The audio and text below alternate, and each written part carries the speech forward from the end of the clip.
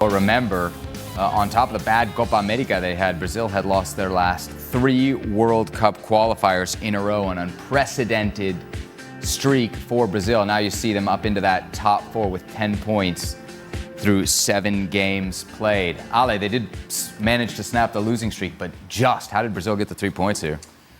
I think, and Casey, I imagine would feel the same way, but Shaka and I haven't had pre-game meals for many years, in whether it was club or national team. One of the staples of a pre-game meal at the professional level was rubbery, bland chicken. Brazil, right now, they are rubbery, bland chicken. There is no flavor to this team. There is nothing to Brazil, nothing to say, look how dynamic, look how explosive, look how creative, look at them passing the ball around. Nope, none of that. And it's not coming. Because when you look around and you think about creative players out of the midfield from Brazil, they're not there. They're simply not there. And so what ended up happening in this game was Brazil, towards the end of the match, pretty much hanging on, deep behind the ball. And if indeed they want possession back, they're hoping to play the ball over the top. Hey, Vini, go and do something. Hey, Rodrygo, go and do something. And that's it.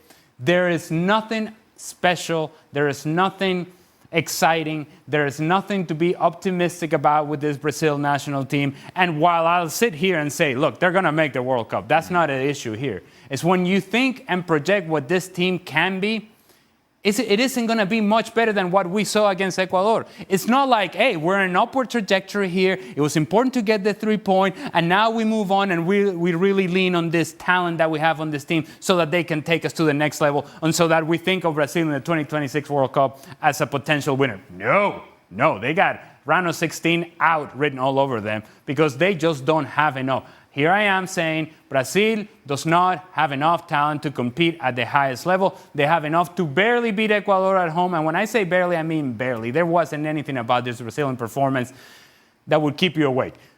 Truth be told, if it were my job and my responsibility to watch this game, I would have gone to bed. That's how bad it was. Bland chicken. I totally agree. And while I said when the Rodrygo goal came at a time that maybe Brazil were dominating, the second half was very even. Brazil against Ecuador, it was very even. And as I looked at this Brazil team, and maybe part reflecting on a discussion we had on Extra Time yesterday talking about Socrates and his inability to win at the highest level, you compare this Brazil to that Brazil of the 80s, and it just feels so underwhelming. But then you look at the personalities. Paqueta as an example, plays for one of my former clubs in West Ham. Wanted by Manchester City for his creativity. He is such a spark for West Ham. There was nothing on display in yesterday's game from Paqueta in terms of that creativity. It seemed as though it was, we need to rely on Vinicius Jr. for our spark. And Vinny wasn't there for that.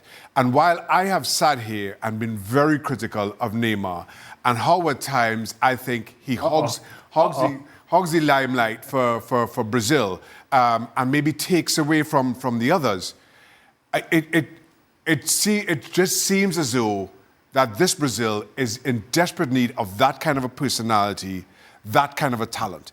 And it reminds me of an Argentina when they weren't winning things, how their only focus was getting the ball to Lionel Messi and standing back. The difference is neither Vinicius Jr. nor Neymar are Lionel Messi. The supporting cast of Brazil right now is nowhere near as good as the supporting cast of Argentina, has been for quite some time. So all in all, the pieces for this Brazil just feels like it is built to underwhelm. It's built to disappoint when you know how good Brazil is associated with being. They have a bunch of good players, not great. And for years, Brazil was the standard for great players. Brazil doesn't have really a right back that you think is going to break other teams down. It's Danilo, on whatever is left of Danilo. Left back is a problem. They don't have a number 10. Brazil doesn't have a true number 10, a creative player. They don't have it. They don't have a number 9, an actual number 9 goal scorer in Brazil. Brazil. We're We're not talking about Venezuela. Venezuela has one in Salomón Rondón. Brazil doesn't have one. Brazil doesn't have a proven number 9 at the international level. They don't. And they haven't for a while. If you go back to the 2014 World Cup, we're talking about a decade ago, Fregi was the starting forward for Brazil in that team. And that's where we are with Brazil. And so we would have thought that by now that would have turned around and you would see the trajectory of players in Brazil come down the pipeline and you're thinking, okay, now is the new generation. This new generation is not